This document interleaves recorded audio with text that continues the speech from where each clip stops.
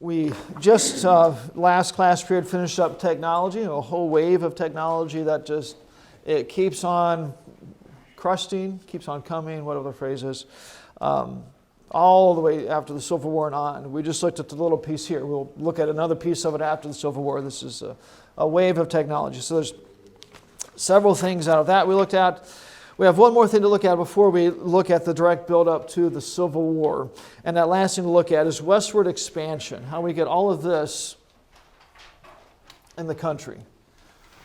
Up until this point, we have the Louisiana Purchase, and that's it. Nothing else past there. So westward expansion. All right, first piece let's look at is Texas. We're not here evaluating whether or not we're glad we have these pieces. That would be an interesting discussion. But let's, especially once we get to this green section here, we're really glad that we have California. I don't know. Might be better. So we're not evaluating that. We're just talking about how they get in here. So Texas, let me give you a little bit of the background information. You can see on the map there it's annexed in 1845, but a little bit of background information. Going back to 1821, a man named Moses Austin gets permission from the Mexican government, it was Mexican territory, to start a settlement in Texas. It would be Americans going into the area to start a settlement. All right, so starting in 1821, he gets permission. We begin to see Americans go down there to populate the area. By 1835, there's about 35,000 Americans living actually in Texas, or in Mexican territory at this point. Right. In time, as there are more Americans in the area than Mexicans, there begins to be some strife between the Americans and the Mexican government. A particular man becomes the dictator who really generates a lot of strife. His name is Santa Anna in Mexico. So we see the Mexicans really clamping down on them. And eventually, there is a war between Texas and Mexico that Texas wins.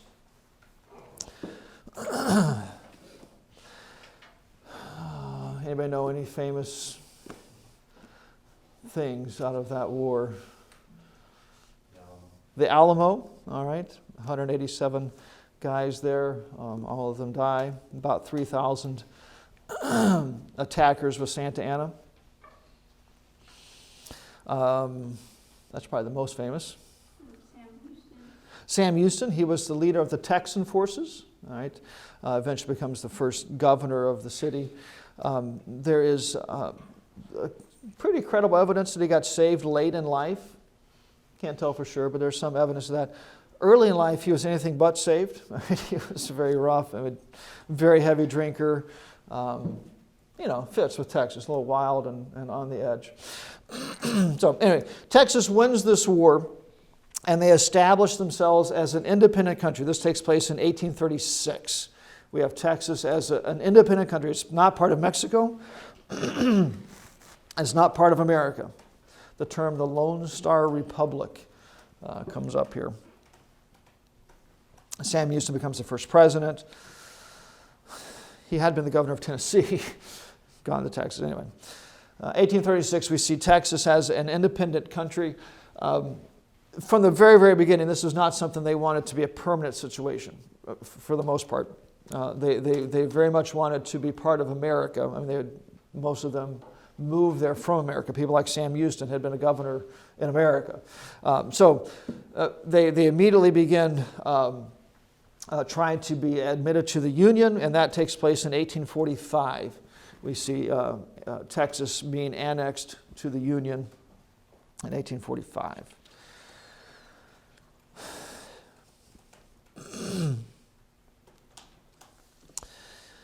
All right, that does not end the whole situation there. Once Texas was admitted to the Union, that scuffle between Texas and Mexico that wasn't completely settled now becomes a scuffle between Mexico and the United States. And we get on the heels of that annexation, the war with Mexico, or the Mexican War. And that war finishes up in 1848.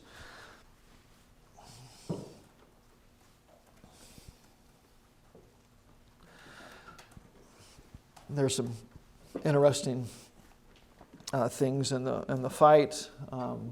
If nothing else, we get part of the Marine Corps hymn. Comes out of their time in Mexico. But anyway, we're not going to go through the maneuverings and fightings. We actually invade Mexico and other things. The fight is culminated in 1848. I should mention that the heart of the issue was the border dispute. We claimed all the way down to here, and they claimed a point higher up here. And when U.S. forces occupied that southern part of Texas, Mexico says, "Oh, you just invaded." And then the war was on. It came out of that border dispute was the particular detail that caused the war. So the war goes on, 1848, not especially long or bloody. We win the thing.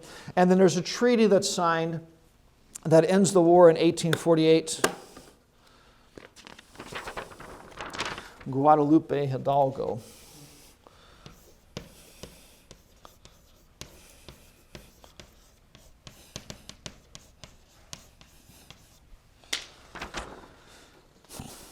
Okay, and like all good treaties, it has 3 provisions.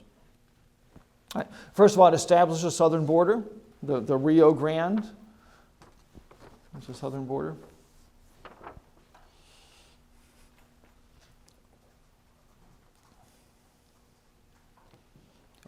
The second thing it did is Mexico gave us a gigantic piece of property.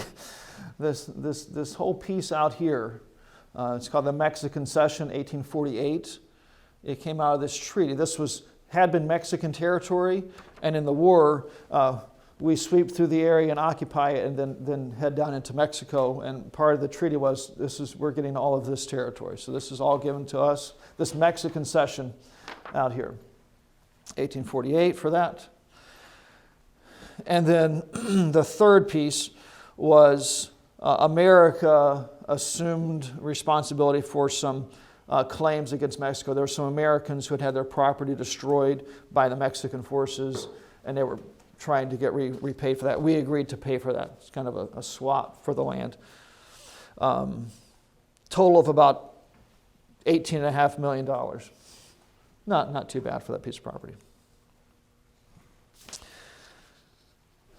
Okay, so war with Mexico. Now that gives us a large chunk of that territory into the Union.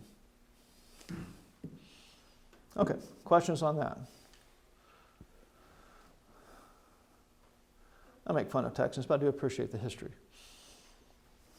Do you think they would make it back?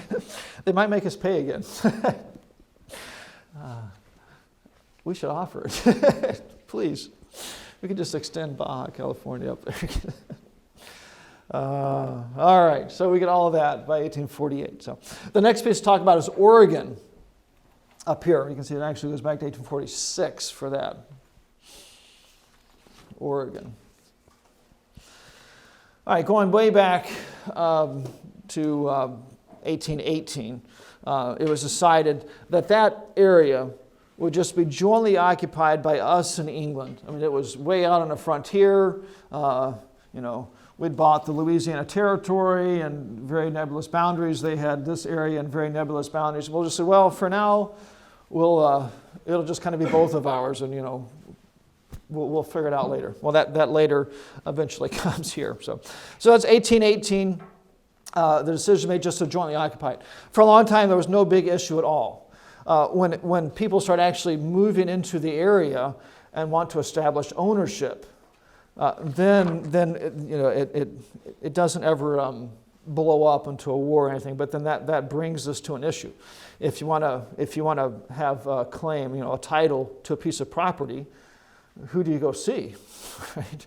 And if you see America and someone else sees England, and you both have titles for the same piece of property, then is it just a gunfight in the street? Who gets it? So once people started going there and wanting to actually establish ownership, this thing had to be settled. The incident that caused people to flood to the area in significant numbers, or the events, come out of missionary activities. Some missionaries go out to the area in the 1830s, and they write back to the States about the beauty of the area And word begins to spread what it's like out there.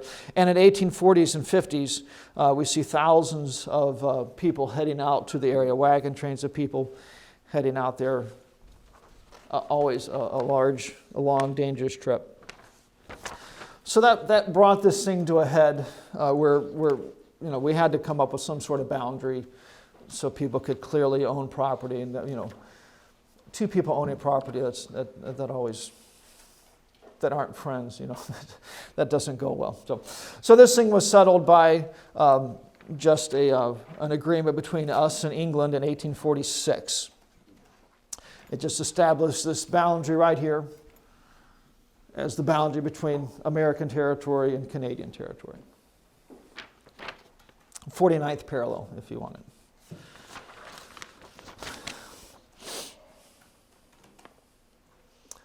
I skipped over a whole page of stories about the old mountain men. There's some really good stories in there. From the early 1800s up until around the mid 1800s, this entire region was almost completely empty, and these mountain men would wander the area and they would trap furs and once a year come out to some relatively civilized point and sell their furs off. But these are some really gruff men, some tough men, I guess we should say. They would meet a lot of them meet once a year at this big rendezvous and play all kinds. If you can imagine a bunch of guys who had lived by themselves for a year, and then you get together and there's people there buying their furs from them and providing whiskey. Some pretty rough and tumble games. I have just one example of these two guys shooting whiskey glasses off each other's heads with a rifle. 20 of them.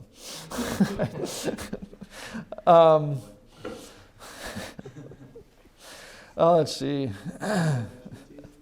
Let's just say another incident like that. One of the guys got mad at the other and shot him in the forehead, and one of the bystanders then shot that other guy, and then you just go on to the next game. So there's another story of one of these guys getting mauled by a bear and having his face and ear ripped off, and one of his friends sewing it back on, and he survives.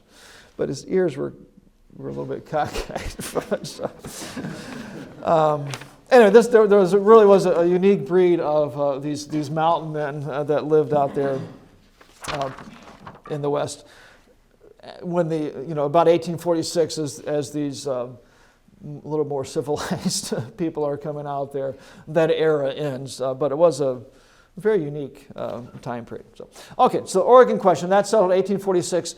That gives us this piece of territory now part of the states. Okay, we've got two more things to talk about here with this westward expansion. You guys are doing good today.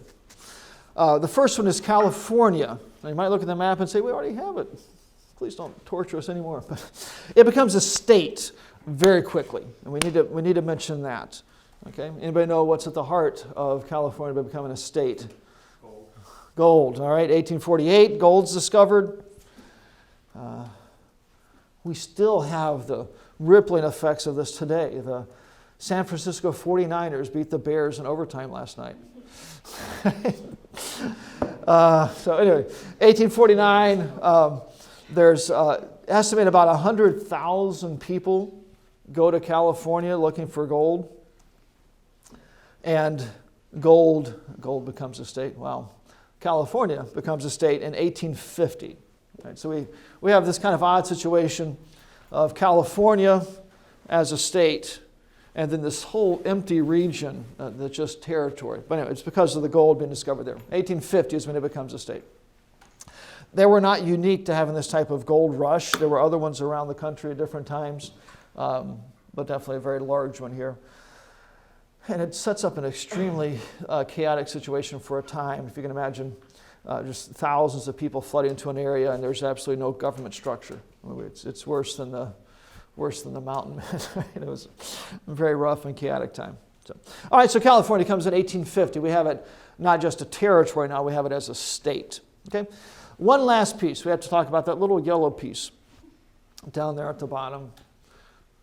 It's not especially small, though, if you look at the size of it, but in comparison, that little yellow piece at the bottom. If you can read it, it says Gadsden Purchase on it, 1853, and it's just what it sounds like. We bought it. We bought it from Mexico. They were trying to make plans. At the heart of it was a train route out to the Pacific coast, and the best route was down in this area, so we ended up just negotiating with Mexico and buying it for $10 million.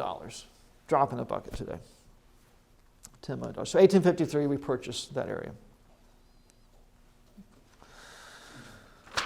Okay. Westward expansion. Really in a pretty tight time frame. Up until 1845, we have this, and then very, very quickly, by 1853, all of that is added. 7 or 8 years, we have the rest of that chunk added in there. So, okay, questions about that at all? There's another shade of green in the Louisiana Purchase. Yeah, we didn't mention that at all. That's 1818. That one's established. That was another just a treaty with England, just an agreement about where the border is. So.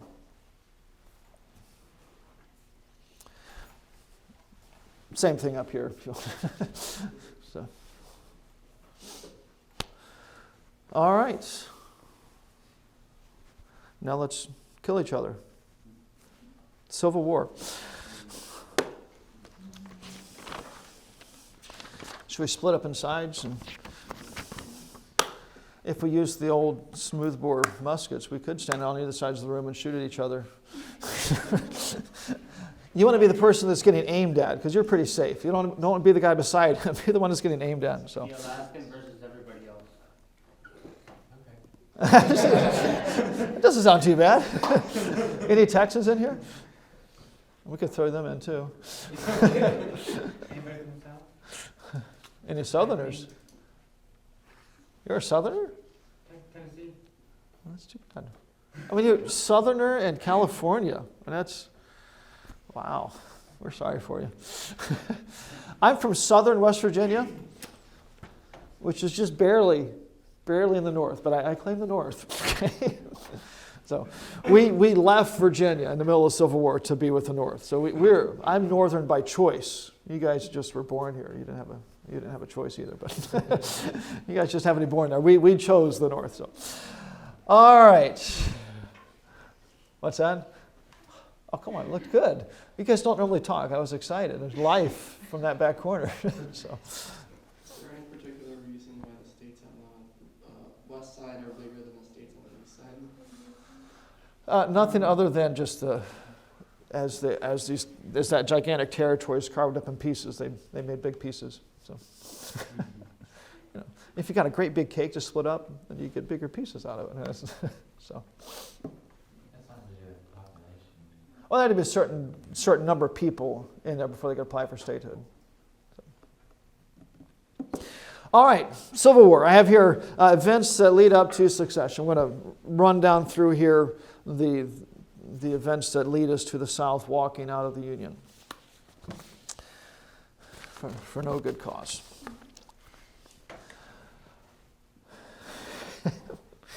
And I hope to at least finish this today. I want to get the South out of the Union.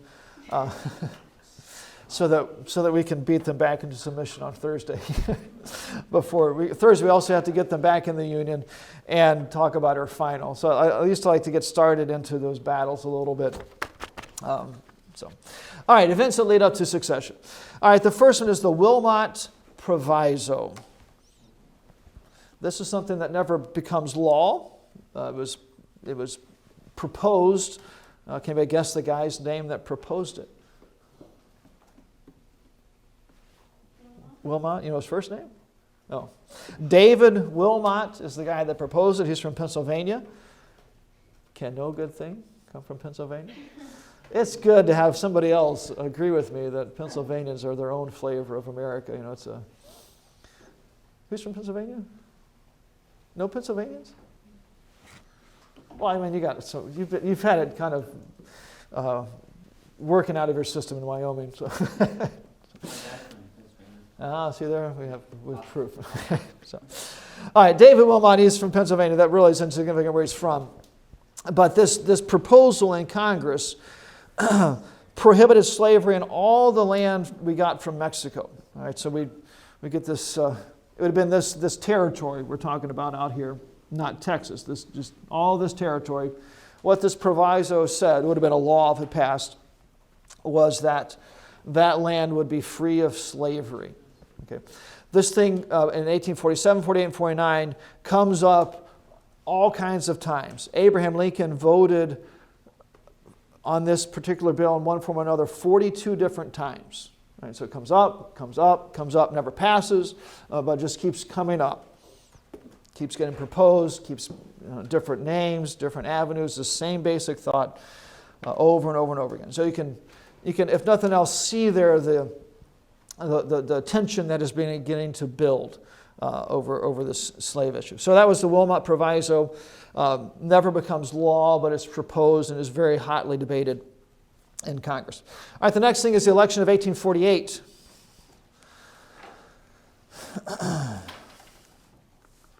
1848. Here, both major parties ignored the elephant in the room. In their official party platforms, they said nothing about slavery. Just tried to act like it was not an issue. I don't know, it'd be like having no position on illegal immigration or terrorism or something. It's the one issue that's coming to the forefront. They just tried to ignore it. They were trying to, politically speaking, they didn't want to split their party. If they came out strongly against slavery, then they would have the votes of the North but lose the votes of the South. So they were trying to just act like it wasn't there. Partly because of that, we have a third party that forms here. It's called the Free Soil Party. What year was that? 48. The Free Soil Party. And you might be able to guess from the term free soil that they were opposed to slavery. That was they were opposed to the extension of slavery into any territories, any places. If there was a state that had it, fine, but no new territories with slavery. And these guys were, they didn't win anything here, but they were very, what's the right word? Influential?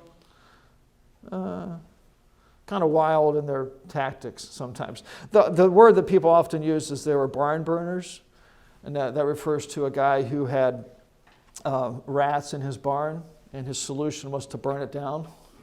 It did get rid of the rats, but I'm not sure if we're better off. So anyway, so they had kind of these crazy tactics sometimes. They didn't win anything to speak of, but we have this Free Soil Party explicitly here opposing slavery. Coming along in this election. If you want it, the Whig candidate won, Zachary Taylor. The Free Soil Party did win some seats in the U.S. House. Didn't win anything in the presidential election. Okay, so again, that election of 1848, the issue is there, percolating under the surface. So, all right, next thing is the Compromise of 1850. Compromise of 1850. We have the issue from the Wilmot Proviso still dangling. What are we going to do with all of this territory? Is it going to be free? Is it going to be slave? That was still there. And this compromise addresses that, amongst other things. Compromise of 1850. The principal architect behind this is a guy named Henry Clay. We saw him earlier as one of the war hawks that came in prior to the War of 1812. So he's been here a long time. Henry Clay proposes this thing. He proposes it all in one big bill. That does not pass. But Congress picks up the individual provisions and they pass independently through Congress. So we get essentially his compromise, but passed piece by piece, piecemeal through Congress. So there are four main parts of this compromise. Compromise of 1850. First of all, California is admitted as a free state. Who's going to be happy with that? Justin's happy with that?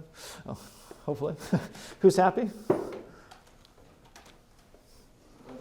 The Northerners. Okay, so we're going to have here eventually some things to pacify the South, because they are giving up 2 seats in the Senate here. So, all right, the next thing, popular sovereignty would be used to settle the slave question in the rest of the territory. We have that all that land gained from Mexico. California's coming in as free. And then popular sovereignty. The basic thought with popular sovereignty is the state would vote, or the territory would vote as they were becoming a state to decide if they're going to be free or slave. Instead of Congress's hands being in the mess, we would let the people of the state vote, which is, we're going to see this gets very ugly and bleeding in Kansas and Nebraska. We get the term bleeding Kansas out of this popular sovereignty when it's applied there. So, but anyway, the people of the area would vote to be free or not free, whether it be slavery or not slavery. They weren't choosing to be free or not free. All right, the third piece was the federal government would help return runaway slaves. Now, this is kind of a little bit thinly slicing the Constitution and what it said. Does anybody understand what the Constitution says about runaway slaves? Doesn't it say that if with property they can return it, if it's in one area they can return it back to the other, and that's how they viewed slaves? Yeah, what it says is the owner of the slave could go find them, and the state couldn't really stop him from taking them back. Okay, so here this is saying that the federal government is going to help. Before, all the expense and trouble was put on the owner. Now the government, if they find a runaway slave, they're going to take him and return him back to the owner. So it definitely changes the situation. Wasn't there a point where the slave could be freed once it crossed into like a free state? Or No, they were trying to get to Canada for the most part, out of the country. So freedom in Canada. All right, so anyway, you might think, well, what's the big difference? But really, it took the responsibility from the owner and gave it to the government. Before this point, the northern governments, they could know about runaway slaves all over the place, and until the slave owner showed up, they could just let them go through. Here, the government is coming in, and if they find a slave, they're taking him to the south. So definitely changes the situation. So, all right, so we have freedom, or California's a free state, popular sovereignty, the federal government here involved with catching runaway slaves. And then the fourth part is the slave trade was abolished in D.C. Slavery was legal, but buying and selling of slaves was no longer legal in the District of Columbia, just a little triangle of land where the government was headed. Okay, so the Compromise of 1850, that gives us a couple of years, really just kind of pushes the issue off for a little bit. So, all right, next main event here is a book written by Harriet Beecher Stowe. Anybody know the book? Uncle Tom's Cabin. How many have read it? It's pretty good. I've read it, the new definition of read. I listened to it being read while I drove down the highway. In that sense, I've read it. And it's very, well, let's back up. Harriet Beecher Stowe writes this book, Uncle Tom's Cabin, published in 1852. And it becomes, especially in the North, a runaway bestseller. It's turned into plays all over the place. What's his name? Harriet is her first name. Harriet Stowe, S-T-O-W-E. Her middle name was always used. I'm not sure if that puts her in the same place as presidential assassins or not, but so. What was the book called? Uncle Tom's Cabin, 1852. Okay. This isn't especially hard to do, but it makes slavery look very, very bad. It follows a couple of slaves and their family and how they get torn apart and just the strife that they have. And it very much takes it from being kind of this intellectual thing about, some of these southern states have slaves, I don't like it, but they're way down there, to all of a sudden, wow, this is bad, and we've got to fix it. So it really got people emotionally, especially the Northerners, emotionally drug into this thing, which isn't especially inappropriate when we're talking about slavery. Lincoln greeted her this way. Are you the little lady who started this war? Something like that. So you're the little woman who wrote the book that made this great war. It's just, so we can't really blame her for it, but it did at least emotionally get lots of people involved. It went from being just this intellectual thing of, we don't like slavery to, we really don't like slavery, and we've got to do something about it. So it really did have a sweeping effect across the North. And that was published in 1852. All right, the next issue is the Kansas-Nebraska Act.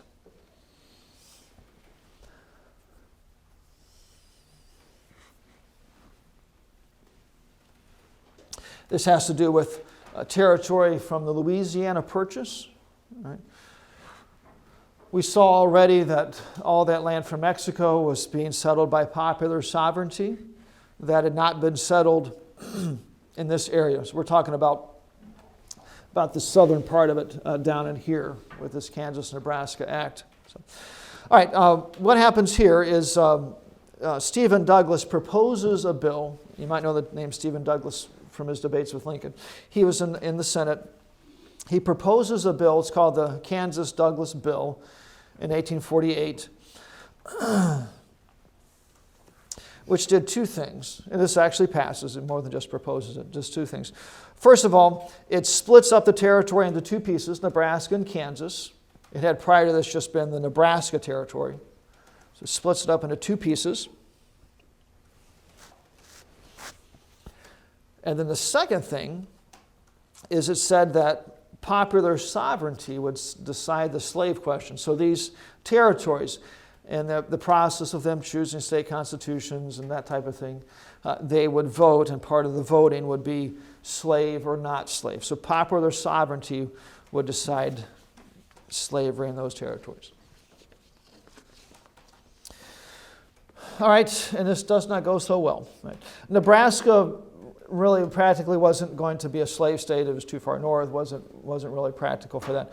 Kansas, however, was really seriously in question, and that's where the controversy comes out of. We get a very ugly situation there. It's referred to as bleeding Kansas. So what happens when the territory of Kansas actually goes to vote? They're choosing the members of Congress, the voting to organize the thing and get things running. Part of that was the slavery, anti-slavery question. We're going to be free or slave. That election takes place in 1855, and a lot of those Southerners, cheaters, but a lot of Southerners came and voted. They lived out of the state. They came and voted illegally. It wasn't legal to vote. So we have the pro-slave side winning. Their candidates win office. The pro-slave issue wins the day. Let's see here. Massive fraud. It said that in one particular area,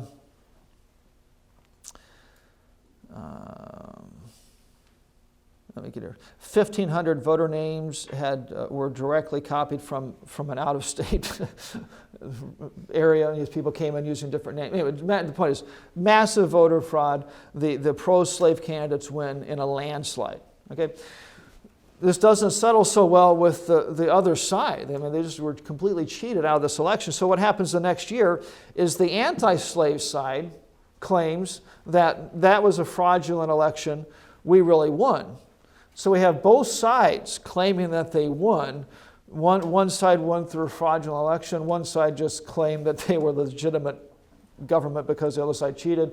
We have here two competing sets of candidates, two competing groups of people, and we get out of this bleeding Kansas as these two sides fight it out. And this really does not get settled until 1861. This is 1855 and 56. Wasn't until 1851 that this is settled. That's in the middle of the Civil War, and Kansas comes in as a free state. Is it shocking at that point that Kansas comes in as a free state? No, there's no southern states in Congress, so there's nobody there to vote against it. So it's not much of a question. So happens. We have President Pierce comes in. He's a Southerner, and he comes in and supports the pro-slave government.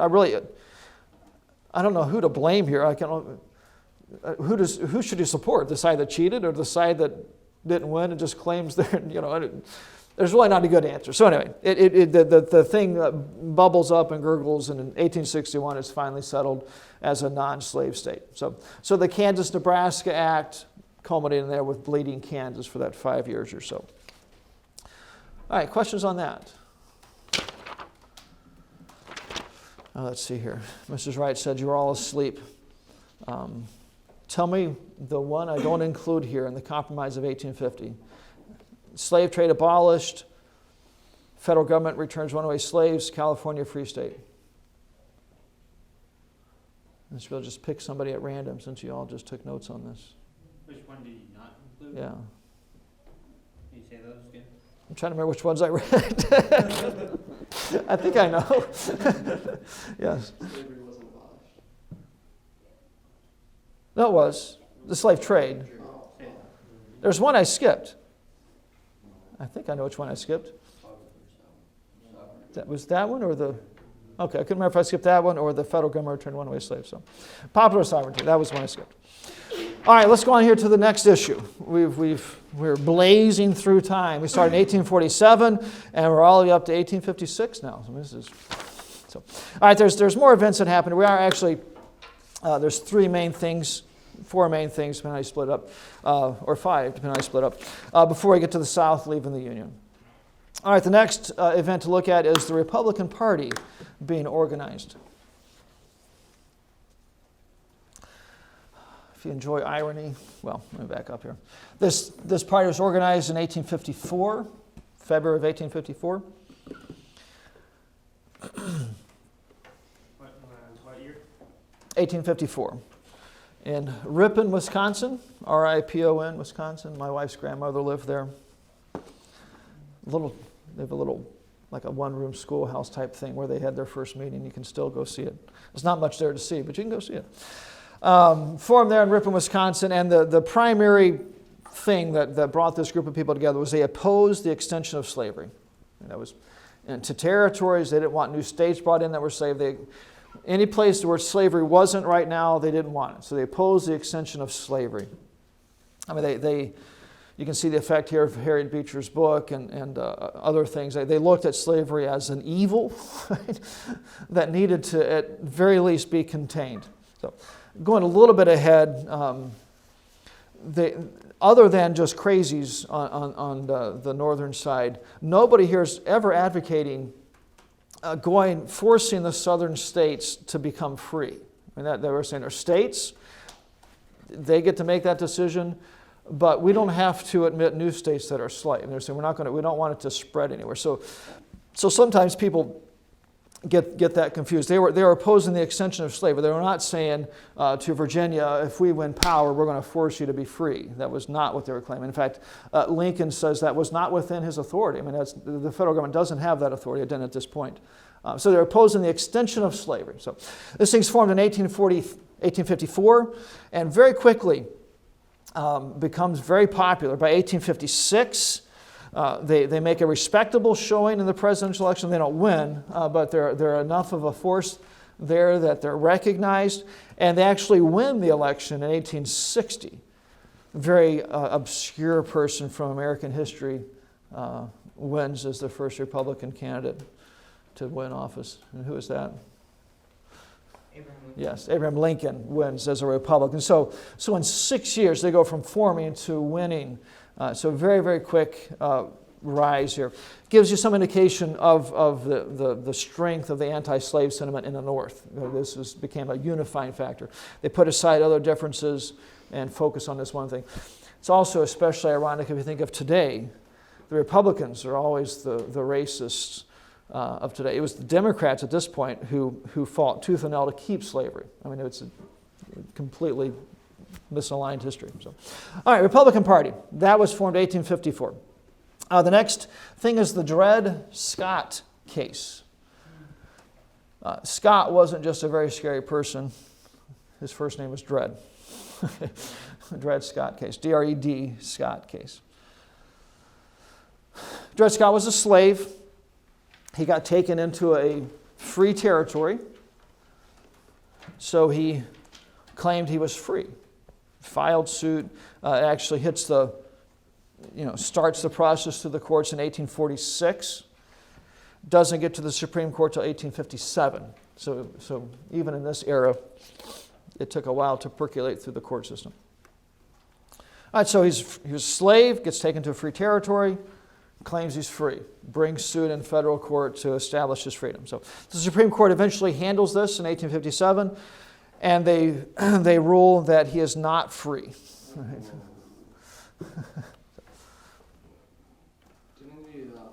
Didn't he say he was Is what? Didn't his owner die while he was up in the Free State? Isn't that? It's in, yes? Okay, so I must have. Either way, I mean, that's. But the Supreme Court said no, he is not free. If you really, you said, whoa, the decision actually is worse than that. What they actually said was, I might get the wording wrong, he had no standing. It said he's not a person, really, is what they said. It'd be like that desk saying, I no longer belong to Fairhaven, I want my freedom. And the court's going to say, you're a chair, you can't bring a lawsuit. That's essentially what they said to Dred Scott. You're just property. You can't even sue. That's hopefully that's a little bit insulting. Okay. I once saw a bumper sticker once. I can't remember what it said, but it said something to the effect, we think the Supreme Court is so great, they once said black people are just property, or something to that effect. I mean, it was this case. I mean, it's just property. Yeah. Weren't they just following the law that they had already made? Oh.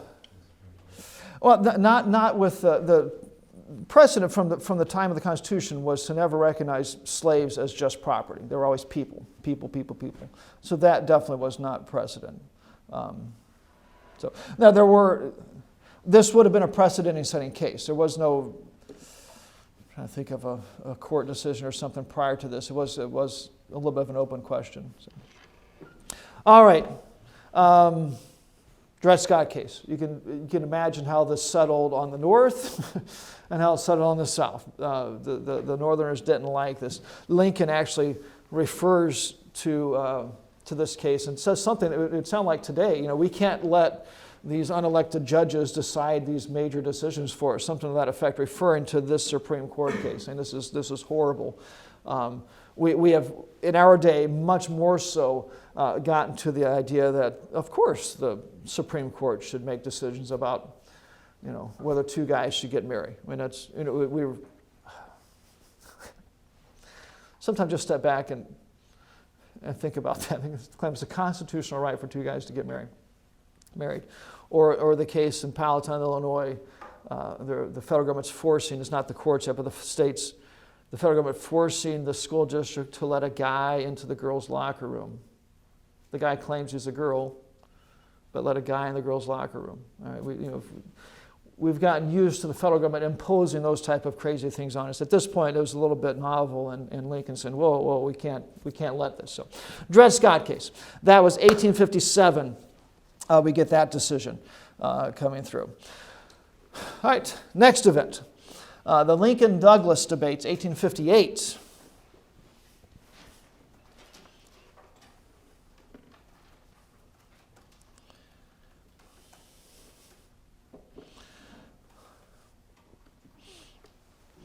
All right, this is a series of debates between Lincoln and Douglas, the same Douglas that we saw before, the author of the Kansas Douglas Bill, Stephen Douglas, and Abraham Lincoln. They were running for the Senate. And at this point, nobody voted directly on the Senate. They were chosen by the state legislatures, but they were trying to gin up support there. But anyway, they have this series of debates. They're important partly because of what they say, but much more than that. They bring Lincoln to the national spotlight. These debates get covered, and the transcriptions of them get printed in newspapers, and Lincoln becomes a well-known figure across the country. So it puts him on the stage. If you were cognizant enough to remember the Democratic convention before Obama was chosen, he gave a speech, and all of a sudden, this guy is a national figure. Put him on the scene nationwide. This did much the same thing for Lincoln. All of a sudden, people outside of Illinois know who Lincoln is, and they like his position. So, just as far as the debate goes, Lincoln opposed the spread of slavery to anywhere it didn't exist. I mean, he was a Republican, didn't want it to go anywhere else. Douglas was a Democrat, and he pushed the idea of popular sovereignty. There were people at this time that argued that slavery is actually beneficial. It removes the stress of trying to decide what you're going to eat and where you're going to live and paying bills and Prison does the same thing, if you ever think that sounds pretty good. Right? Lincoln said this, this is from the Patriots' history. He proposed sarcastically that the beneficial institution should be extended to whites as well. If this is really such a good deal, why don't you sign up for it? Okay, it's an evil thing, and he was wanting to oppose the extension of it. So Lincoln-Douglas debates are important. The text of the debates is significant, but much more so the fact that it brings Lincoln to a national scene.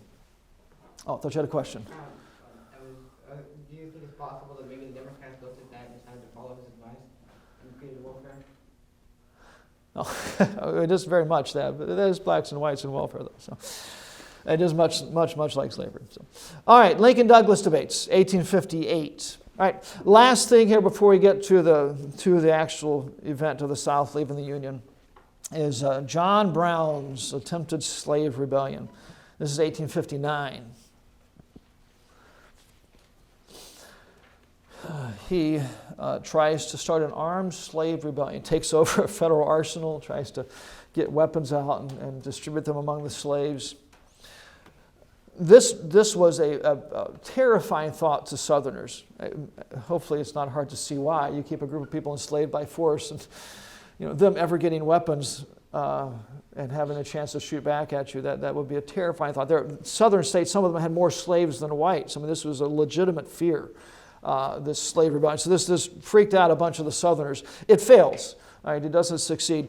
Lee is actually the one who is sent in charge of the national troops that stops this thing. All right, but anyway, John Brown there in Virginia, 1859, attempts this slave revolt that fails. Even makes it into some of the Civil War songs. All right, I have all of that as events that led up to secession. Right. For me, it's the next main point, although you wouldn't have to do that, is secession. We'll actually look at the immediate events that caused the South to leave.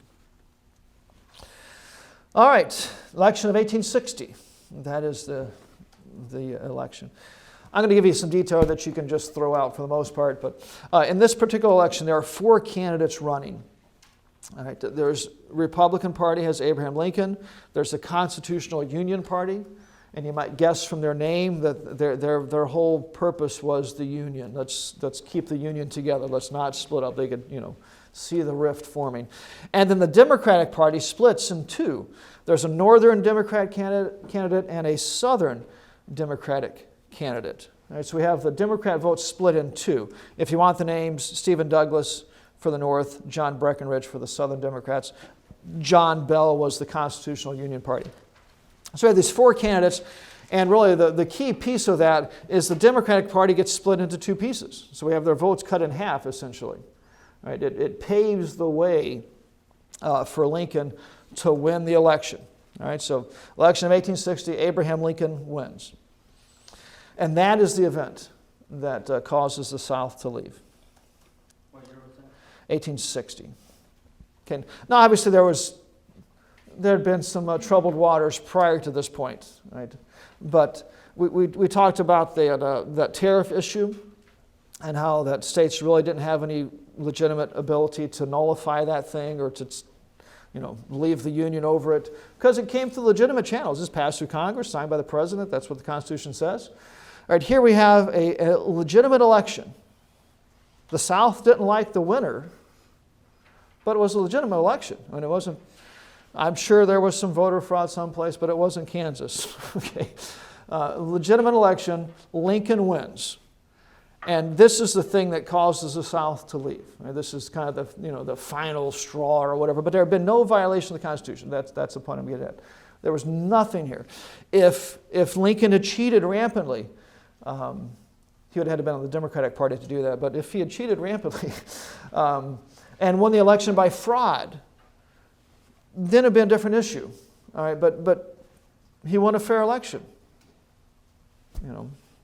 What right do they have to walk out? They have no right. All right, there's no footing whatsoever for them to leave. So, all right, so Lincoln wins the election. Let me give you the next point for me is that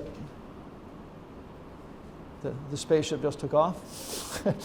Is a little bit of how the South reacted to this. I've kind of already told you, but let's look at how they reacted. The first state to do something really significant was South Carolina. They leave the Union on December the 20th, 1860. It was the first Tuesday after the first Monday in November that the election took place, so it's a month and a half essentially after the election, South Carolina leaves. And then there's a whole wave of other ones who leave before Lincoln takes office. At this point, the president didn't take office until first part of March. So these other ones all leave the Union before he actually takes office. All right, so South Carolina immediately, basically, then Mississippi, Florida, Alabama, Georgia, Louisiana, and Texas. All of those leave the Union before Lincoln takes office. I'll read those again if you want them. South Carolina, Mississippi, Florida, Alabama, Georgia, Louisiana, and Texas. Okay. Then there's another crew of states that kind of were waiting, wanted to see how the cookie crumbled, see what developed. And of those, another 4 leave in May. This is after Lincoln takes office. They leave in May. Arkansas, Tennessee, Virginia, and North Carolina.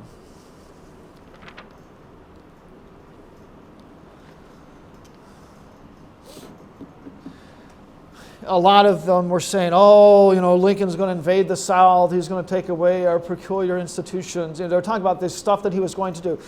If they had waited and Lincoln actually did that, then we'd be talking about, yes, you better fight that. I don't want to be on the side of those defending slavery, but it'd be an overstep of the national government. But they never waited for that. All right, Lincoln wins. His stated position is, we want to stop the extension of slavery. We're not going to go into your state. He said that. I said, I can't go into your state and do anything. I want to oppose the extension of slavery. And these states walk out of the Union at that point. No justification whatsoever. Stephanie. Yeah, the second or all of them? Okay, all of them. South Carolina, Mississippi, Florida, Alabama, Georgia, Louisiana, Texas. This will not be a listing question on the test. Okay, if you ever really want to know when all the states left the Union, Google it. Okay. All right, here's the other ones that left afterwards. Arkansas, Tennessee, Virginia, North Carolina. Those leave after he takes office. So I'm not trying to make fun of you, but I'm not going to ask you that on the test. So. All right, our textbook, Patriots History, says this. It is not an exaggeration to say that the Civil War was about slavery, and in the long run, only about slavery. And there's times, sometimes people say, "Oh, it was over states' rights and this or that," but you boil it all down, it's slavery. If you ask somebody, what states' right was it questioned? Were they worried about the right of people to choose plaid or stripes? What was the right? Well, the right was slavery.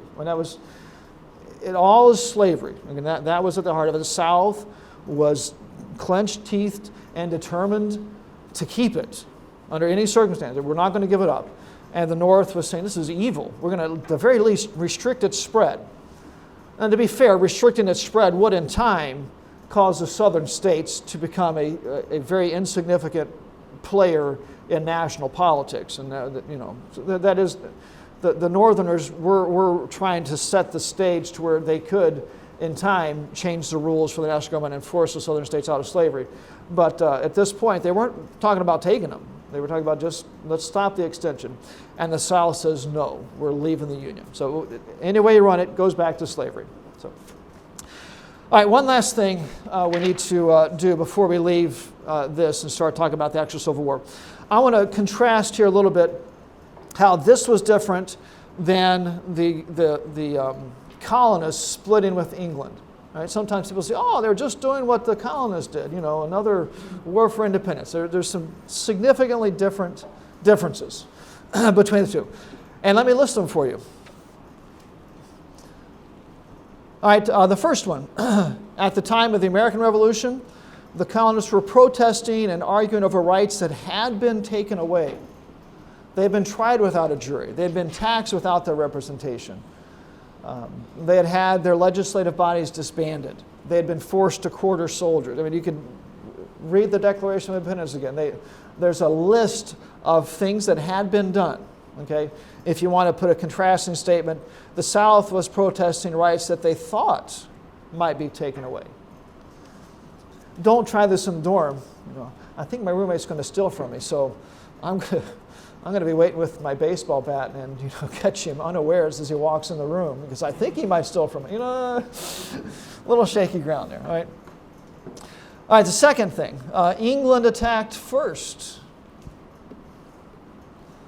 And in a very legitimate sense, the colonists were defending themselves. Who attacked first in the Civil War? Well, we'll look at some details of this, but it was the South. They attacked first. Okay, people, Southern sympathizers, they want to say, "Oh, well, Lincoln instigated the fight." We'll talk about it. No, in the end, the South, rather than talk to Lincoln or negotiate with Lincoln, they opened fire. All right, so we have the South opening the war. All right, Lincoln wasn't stupid. He was preparing. He could see what was probably coming, but he didn't start the conflict. The South did. All right, so England attacked first. The third one, the colonies were defending God-given rights. Read the Declaration again. Inalienable rights from our Creator. These are God-given rights. What was the South defending in the end? You want to say it? Slavery. They were defending slavery. We don't have a God-given right to own other people. Okay, not something good or wholesome. It was evil. Okay, and then the fourth point, contrast. The colonies were never represented in Parliament. The southern states, through this whole time frame, had complete representation in Congress. The only point at which they lost that is when they left the Union and stopped sending representatives. All through here, they had representation in Congress. They can never argue that, this is something without a representation. No, they had representatives there. In fact, that was one of the big issues about the Senate. We've got to maintain a balance in the Senate because it was their representatives there. So full representation in Congress, whereas the colonies were never represented in Parliament at all.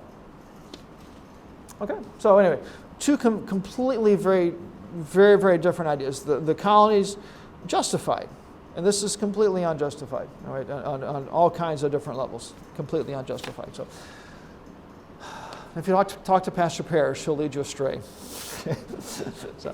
But I do want to at least acknowledge that I do agree with those who say that the North and the result of the Civil War was states losing rights. You can go after the Civil War and see the national government forcing the states to buckle under. I agree with that, all right? But it still doesn't make it right for them to leave. We can argue about, maybe the northern powers did things incorrectly. That we can argue that point, and I think say yes in certain things. But it doesn't mean that this was the correct thing to do, all right? And there was no justification whatsoever. So we will next semester point out a little bit as we talk about the time frame right after the Civil War of how just obnoxious and spiteful the North was to the South there.